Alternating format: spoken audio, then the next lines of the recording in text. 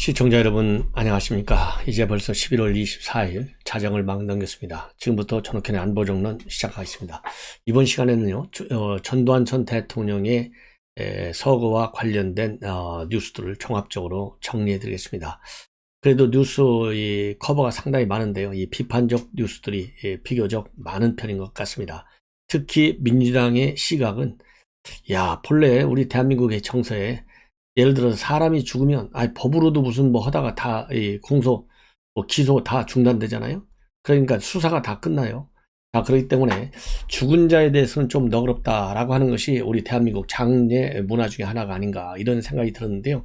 전두환 대통령만큼은 특히 민주당 쪽 인사들의 여러 가지 동향을 보면 마치 사자에 대한 보복이 아니냐라는 생각이 나올 정도로 굉장히 냉정하다, 심하게 얘기하면요 굉장히 좀 잔인하다라고까지 저는 생각이 듭니다.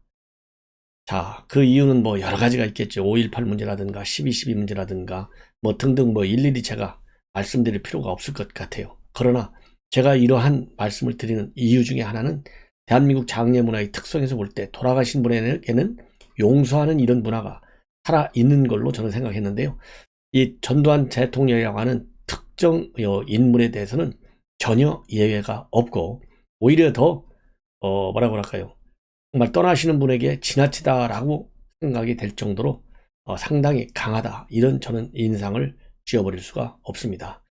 저도 이 국민의 한 사람으로서, 또 사실 어떻든지 간에 전두환 대통령 그야말로 이 5.18 사태라든가 12.12 사태라든가 등등 그야말로 전국 소용돌이 속에서요 중앙정보부장 서리를 했어요.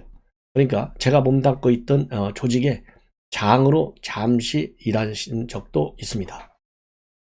그러나 그러한 그 어떤 인연, 그때 저는 일반 실무 직원이었으니까요. 그런 걸 떠나서 제가 무슨 고위 간부도 아니고, 그런 걸 떠나서 순수한 국민의 입장, 그리고 대한민국의 장례 문화의 특성, 이런 걸로 볼 때는 예를 들어서 용서받을 수 없는 일을 많이 했다고 하더라도 죽은 그 순간에는 조금은 뭐라 그럴까요, 인간적인 이 장례 문화를 좀 따라야 되는 것이 아닌가, 이런 생각 때문에 제가 이렇게 논평을 합니다. 그러면요 이 본론으로 들어가면, 오늘 오전에 이순자 여사가 화장실을 모시고 가다가 쓰러져 가지고 결국은 생명을 잃게 됐고, 119 구급대에 연락을 했는데 119 구급대가 도착했을 당시에는 이미 심장이 멈췄다. 그래서 심폐소생술을 하려고 했지만은 전혀 손을 대지 못한 상태였다.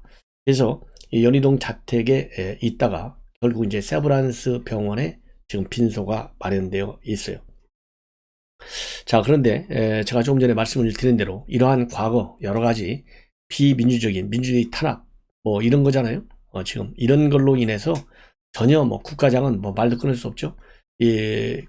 국립묘지법에 따르면은 내란죄를 저지른 이런 분들은 절대로 갈 수 없다, 안장될 수 없다, 이렇게 딱 돼 있어요. 그리고 이 전두환 전 대통령이 살아있을 때 좀 유언을 남겼다고 그래요.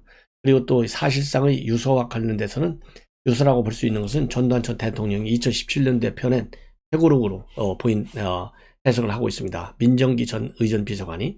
그러면서 회고록에 사실상 유서를 남겼다. 그 대목은 건강한 눈으로 맑은 정신으로 통일을 이룬 빛나는 조의 모습을 보고 싶다. 그 전에 내 생이 끝난다면 북녘 땅이 바라다 보이는 전방의 어느 고지에 백골로라도 남아있으면서 기어이 통일의 그날을 맞고 싶다라는 부분이 하나의 유서에 해당된다. 그러면서도요, 평소에도 전두환 전 대통령은 가끔 나 죽으면 화장해서 그냥 뿌려라, 이런 말씀을 했다면서 가족들은 유언에 따라서 그대로 하기로 했다. 그냥 뿌린다는 것이죠. 이렇게 민정기 비서관이 얘기를 했어요. 그렇지만은요, 유족 측에서 최종적으로 나와 있는 보도에 따르면 휴전선 인근에 뿌리지 않고요, 휴전선 인근에 안장할 예정이다. 그래서 현재로서는 이제 오늘 오전에 돌아가셨는데요, 23일, 27일 오전 8시에 발인을 해서 일단 연희동 자택으로 유해를 모신 다음에 이제 안장할 수 있는 준비가 다 됐을 때 휴전선 가까운 곳으로 가까운 곳으로 안장을 하고 싶다라는 입장이 나왔어요. 자, 그래서 오늘 이러한 입장은 이용택 전 의원 조카죠. 예, 이용택 전 의원이 밝혔고, 지금 이제 막내 아들 전재만 씨가 미국에서 오고 있기 때문에 전재만 씨 며느리와 의논을 다 같이 해서, 즉 가족회의를 통해서 최종적으로 정하겠다, 이런 입장문을 내놓고 있습니다. 자, 그래서 하여튼 뿌리는데, 화장해서 뿌리는데 그냥 뿌리겠다고 했지만은 이렇게 물 위에 뿌리는 건 아니고요. 이 안장을 한다. 전방고치 근처에 지금 이렇게 최종적으로 결론이 나는 것 같고요. 이렇게 전두환 대통령이 별세를 하니까 지금 이제 문제가 뭐냐? 추징금이 논란이 되고 있어요. 과연 추징금을 어떻게 할 것이냐? 그래서 이거 추징금을 끝까지 환수하는 방법을 검찰에서는 검토하겠다, 이렇게 지금 나오고 있는데요. 97년도에 내란과 뇌물수수 혐의로 무기징역과 추징금 2205억 원을 확정받았어요. 근데 지금까지 환수한 액수는 전체 추징금의 57%인 1249원. 그래서 남아있는 미납 추징금이 956원입니다. 근데 추징은 일종의 형벌이기 때문에 당사자가 사망하면 그 절차가 중단되고 가족 타인에게 양도나 상속되지 않아요. 그럼에도 불구하고 추징금 집행이 계속해서 가능한지 한번 살펴보겠다라고 했는데요. 이 추징금 문제와 관련해서 송영길 대표, 관련 법을 개정해서까지라도 반드시 추징해 내겠다, 이런 입장을 밝히고 있습니다. 자, 그리고요, 오늘 이렇게 전두환 대통령의 빈소가 세브란스 병원에 마련이 됐는데, 세브란스 병원 특 1호실에 마련이 됐습니다. 그래서 오후 4시 30분에 빈소가 차려졌는데, 바로 조금 전 한밤 10시까지 부문객은요, 전직 대통령으로서는 과거에 비하면 한 300명 정도밖에 되지 않았다. 상당히 작았다. 그리고 현역 국회의원 중에서는요, 전두환 전 대통령의 사위인 윤상현 의원이 유일했다. 그래서 98년도에 1985년도에 전두환 대통령의 딸 효선 씨하고 결혼했다가 2005년도에 이혼을 한 바 있습니다. 그리고 이 빈소를 찾는 대신에요, 이 초화를 보낸 사람은 이준석 대표, 정당의 경우에는, 국민의힘에서는, 그리고 김기현, 정진석, 김도욱, 그리고 박대출, 권영진, 이성원, 이런 분들은 보기를 보냈고, 그리고 청와대와 민주당에서는 일체 조문하는 사람도 없고 조화도 없고 조기도 없다. 예, 이런 보도가 나오고 있고, 그 다음에 이 정치인 중에서 이 조화를 보낸 분들, 당연히 그야말로 이제 강창희, 당시에 하나의 막내로 돼 있었다고 그러죠. 이 강창희 전 국회의장, 그 다음에 반기문 전 유엔 사무총장, 김용호, 또 이 김일륜 헌정 회장이 보냈고요. 이 재계에서는 최태원 회장, 그 다음에 이재용 부회장, 이런 분들이 조화를 보냈다, 이렇게 지금 알려지고 있습니다. 자, 그래서 굉장히 참 쓸쓸한 이런 분위기인 것 같고요. 특히 50실세인 장세동 부장이 이제 취재를 많이 할 것 아니겠습니까? 취재진 질문에 대해서는 모르쇠로 일관했다. 일체 대답을 거의 안 했다고 합니다. 그러니까 누굴 만났느냐, 즉 연희동 자택에 들어갔다 나오니까 누구를 만났느냐, 안에서 어떤 말을 나눴느냐, 이런 걸 물으니까 그런 거 묻는 거 아니다, 물어봐야 난 아무것도 모른다, 이런 말만 반복을 했고, 유족들을 안 만났다면서 안에 누가 계시냐는 질문에는 모르겠다. 그리고 5.18 당시 발포 명령이 없었다는 입장인지를 묻는 말에는 아무 대답을 하지 않았습니다. 그리고 전두환 전 대통령의 별세와 관련해서 소회가 있냐, 이런 질문에 대해서는 모든 사람이 느끼는 바대로다 라고 짧게 대답을 했다고 합니다. 자, 이게 무슨 의미냐 라고 취재진이 추가적으로 질문했지만은 일체 대답을 하지 않고 연희동 자택을 떠났습니다. 자, 그래서요, 전두환 장세동 전 안기부장을 비롯해서 한화의 멤버였던 고명순 전 3군 사령관, 이런 분들도 오늘 이 빈소를 방문해서 오랫동안 자리를 지킨 것으로 그렇게 알려져 지금 보도가 되고 있고요. 그 다음에 신윤희 전 육군 헌병감, 그 다음에 박희도 전 육군 참모총장, 김진현 전 육군 참모총장, 이런 하나의 출신들, 그리고 12.12 사태 관련 인사들, 이런 분들이 빈소에 왔다고 합니다. 그리고 드문드문 또 소란도 있었다고 그래요. 한 중년 여성이 빈소로 난입해서 이준석 물러나라. 우리 전두환 대통령님 나라를 위해 썼다. 이렇게 외치다가 장례식장 관계자들로부터 끌려 나오는 그런 상황도 있었다고 합니다. 자, 그리고요. 또 이제 밖에서 이제 시내에서 이 빈소를 분향소죠. 시내에서 분향소를 이 민간 단체들이 만들려고 하다가요. 이 종로구청에 왜냐하면 제지를 받고 분향소 설치에 실패를 했다. 이런 보도도 나오고 있습니다. 그러니까 이제 여러분들 광화문 이 통화면세소 앞에 시민 분향소를 만들려고 그랬어요. 그 일파만파 애국자 총연합, 육군사관학교 전역 군인 모임 이런 단체에서 설치를 하려고 했는데 종로구 관계자들이 도로법 위반이다. 그래서 제지하는 바람에 못 만들었다고 합니다. 그 이유는 사람이 다니는 도로에 구조물을 설치하려고 해서 금지를 한 것이고 또 국장이 아닌 개인적으로 추진한 분향소인 점도 감안해서 이거를 제지시켰다는 것이죠. 그렇지만 이러한 단체들은 다른 장소에 분향소를 꼭 설치하겠다. 이런 입장문을 내놓고 있고 특히 일파만파 공동대표인 이정유 대표는 국민으로서 전직 대통령의 서거를 애도하는 것은 당연한 도리다. 어떤 이유든 분향소 설치를 막는 것은 예우가 아니다. 이런 입장을 밝혔습니다. 그리고요. 지금 정치권에서 지금 여야 대선 후보들 아무도 조문하지 않기로 입장을 정했어요. 뭐 조문하지 않는 건 않는 것도 않는 거지만요. 특히 이재명 그리고 정의당 쪽에서는 상당한 비판을 하고 있어요. 자, 이재명은 뭐라고 하고 있느냐? 결코 용서받을 수 없는 범죄에 대해 마지막 순간까지도 국민에게 반성하고 사과하지 않았다. 중대 범죄 행위를 인정하지도 않은 점을 참으로 아쉽게 생각한다. 대통령 예우를 박탈당했으니 전두환 씨라고 하는 게 맞겠다. 전두환 씨는 명백하게 확인된 것처럼 내란 학살 사건의 주범이다. 저와 수백 명의 사람을 살상했다. 이런 입장을 내놨고요.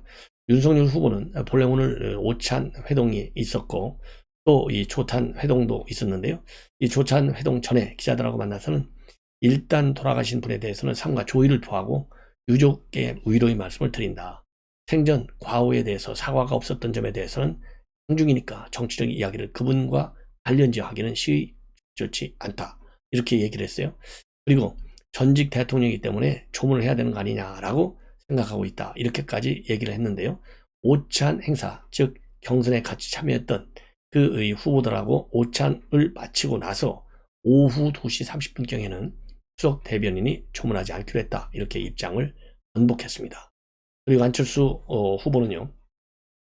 전두환 전 대통령의 명복을 빌고 유족들께도 위로의 말씀을 드리나면서 고인의 역사적 과오에도 불구하고 이를 끝내 인정하지 않고 국민께 사과하지 않은 채 생을 마감한 것은 유감스러운 일이다. 스스로 굴곡진 삶을 풀 수 있었는데 그렇게 하지 못한 것이 안타깝다. 이렇게 밝히고 있습니다. 그리고 전직 대통령의 죽음에 국민과 함께 조문할 수 없는 불행한 역사가 다시는 되풀이하지 말아야 될 것이다. 그리고 심상정 정의당 후보는요. 성찰 없는 죽음은 그조차 유죄다. 역사를 인식한다면 국가장 얘기는 감히 입에 올리지 않기를 바란다. 자, 이렇게 입장문을 내놨어요. 그리고 이 송영길 대표는 뭐라고 얘기하고 있느냐? 생물학적 수명은 다 했지만은 했기 때문에 피의자 전두환의 공소시효가 만료됐다. 그의 추징금 956여 원이 아직도 미납인 상태인데 몰수 재산뿐만 아니라 추징액까지 상속재산에서 추징할 수 있도록 형사소송법 개정안을 준비하겠다. 잔혹한 범죄의 공소시효는 생물학적 수명을 넘어 적용될 수 있도록 하겠다. 이렇게 입장을 밝혔고 그 다음에 민주당의 공식 트위터 페북 계정에는요. 본래 고인의 명복을 빌며 애도를 표한다라는 말이 들어가 있었어요. 근데 이거를 전부 다 빼버렸습니다. 나중에는 다 빼버렸고 대통령 호칭도 빼버렸어요. 네, 이게 민주당의 잔인한 분위기가 아니겠느냐 이런 생각이 들고요. 그리고 이 민주당 의원들 호남 지역에 있는 조섭, 윤영등 이런 분들이 27명이 오늘 오후에 긴급 기자회견을 열었어요. 그래서 죽음으로 끝난 게 아니다. 진실과 책임을 끝까지 밝혀 단죄하는 게 5월 정신의 완성이다. 그러면서요. 이 5.18 학살 이런 것과 관련해서요. 살인마 전두환이라고 이렇게 표명을 하고 있습니다. 그리고 박용진은 애도하지 않겠다.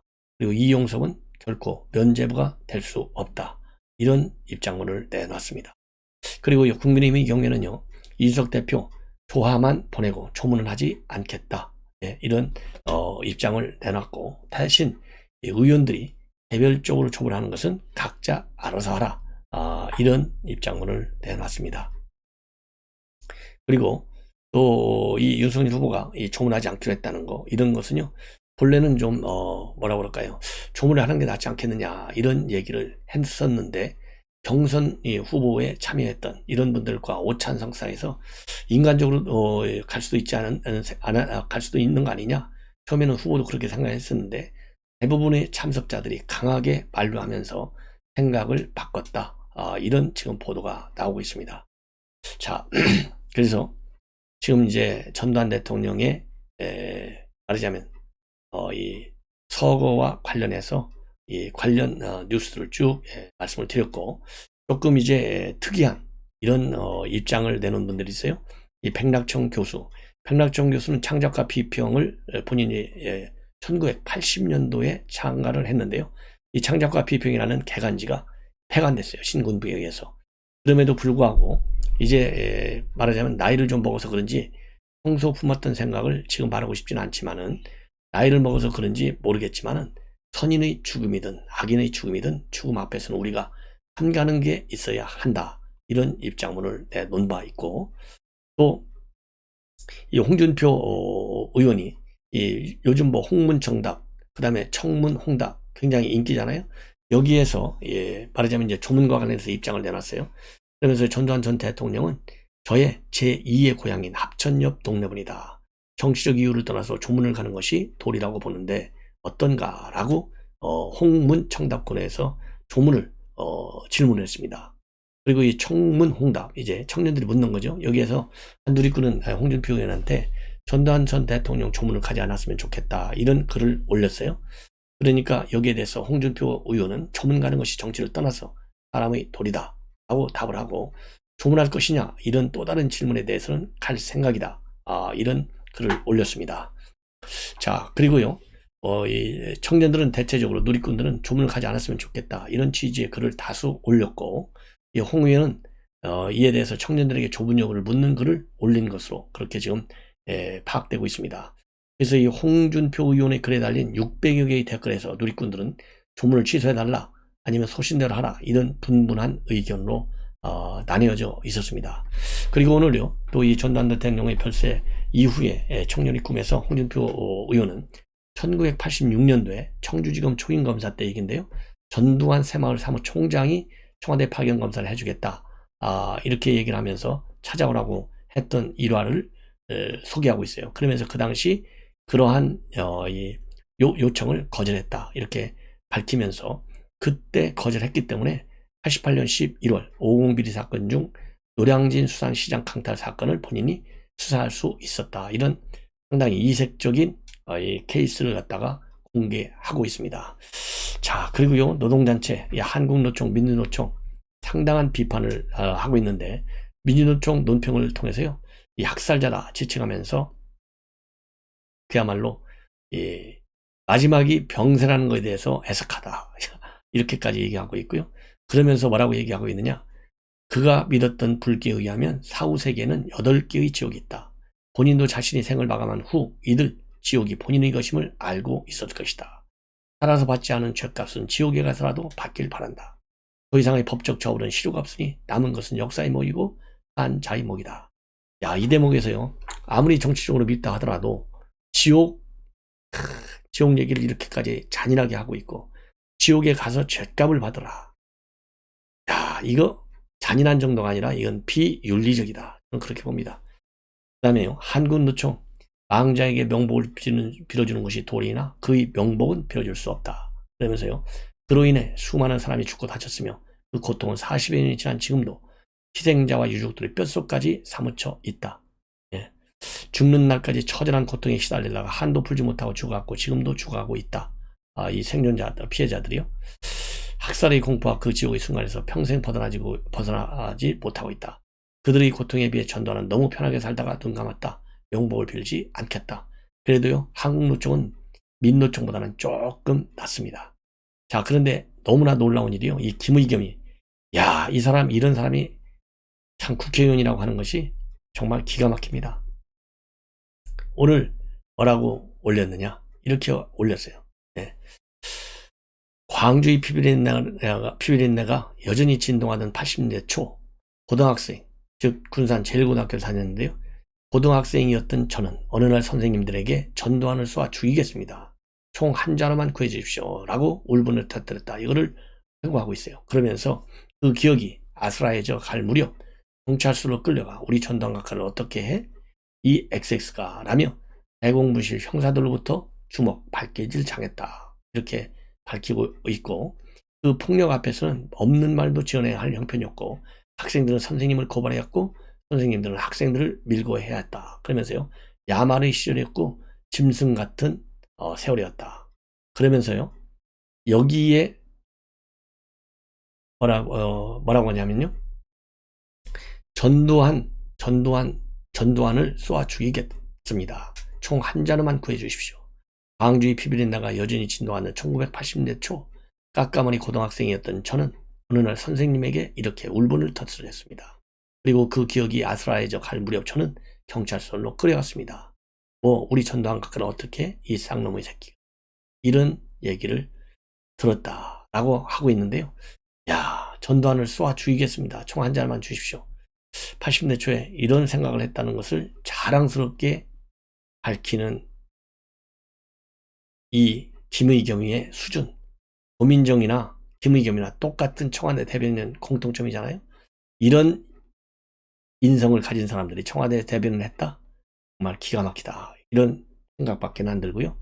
그 다음에 전두환 대통령이 오늘 서거했는데 작곡가 김형석 씨가 광주에서 무지개가 떴다네요. 5.18 광주 민주화운동을 하다 억울하게 숨진 수많은 분들을 애도합니다. 그래서 오늘 이 광주에 실제로 무지개가 떴다는 그런 이 제보들이 제법 많이 왔다고 합니다. 예. 자, 그래서요, 지금 이제 홍준표 의원의 이러한 이 조문과 관련된 얘기까지 말씀을 드렸고, 그리고 이제 문재인 대통령과 전두환 대통령과의 인연, 새롭게 이제 새삼 화제가 되고 있다고 하는데요. 두 사람이 직접적인 인연을 맺은 적은 없지만은 본인의 저서인 문재인 운명에서 몇 차례 전두환 대통령을 언급한 바 있습니다. 즉 군 복무 시절로 거슬러 올라가는데요. 이 배치된 부대가 특전사 이하 1공수여단의 특전여단의 제3세대인데 저서에서 밝혀 있는 내용을 보면요. 자대 배속 후 관등 성명부터 외계했는데 여단장 춘장 전두환, 대대장 중령 장세동 이었다라고 적고 있고요. 자, 그러면서 78년도 2월에 전역을 했는데 군 입대가 조금만 늦었어도 전두환 군부가 장했던 12.12 쿠데타에 동원될 뻔했다. 왜냐면요, 12.12 군사 쿠데타의 주력 부대가 바로 이 1공수여단의 제3대대예요. 그러면서 군 복무를 좀 더 늦게 했다면 나도 역사를 거스르고 국민을 향해 총을 겨누는 역할에 동원됐을지도 모를 일이다. 그러면서 이 당시 2017년도 대선 때를 얘기하는 겁니다. 대선 후보 토론 때 내 인생의 한 장면을 고르는 대목에서 군 복무 중에 반란군의 우두머리인 전두환 여단장으로부터 표창을 받았다. 이렇게 밝히고, 당시 토론 상대했던 최성 고양시장이 전두환 장군 표창은 버려야지 왜 갖고 계시냐, 이게 면막을 주기도 했습니다. 자, 그래서 그 당시에는 신군부의 저항에서 5.18 민주항으로 희생된 호남의 정서를 헤아리지 못한 실언이었다. 이런 비판을 받은 바 있고, 그동안의 전두환 전 대통령의 역사적 과오와 관련해서는요, 단단히 아주 단호한 입장을 취해왔어요. 그래서 2012년에 대선 기간 중에 광주 5.18 묘지를 찾았을 때는 묘역 참배를 끝내고 나오다가 전두환 비석이 있다는 얘기를 듣고 발길을 돌려서 이 비석을 밟고 지나갔다는 얘기도 있고, 또 광주 시민에 대한 죄책감을 또 고백한 바도 있다고 합니다. 그러면서 지난해 5.18 민주화운동 40주년 때는요, 문 대통령은 광주 MBC에 출연해서 서울역 회군을 즉 언급한 바 있습니다. 이 얘기는 뭐냐? 80년도 5월 15일 날 서울 지역 대학생들이 서울역에 모여서 민주화를 요구하는 시위를 벌였다가 퇴각한 사건을 얘기하는 겁니다. 그러면서요, 문재인 대통령은 대학생들이 대대적인 집회를 해서 군이 투입된 빌미를 주고는 백악회 광주 시민이 외롭게 경운과 맞섰다. 광주 바깥의 민주화운동 세력이 죄책감을 느꼈다. 이런 입장을 또 밝힌 바 있다고 합니다. 자, 이렇게 해서요, 이 전두환 전 대통령의 서거와 관련된 뉴스를 종합적으로 정리해드렸습니다. 시청자 여러분, 이것으로 제 방송을 마치겠습니다. 편안히 주무십시오.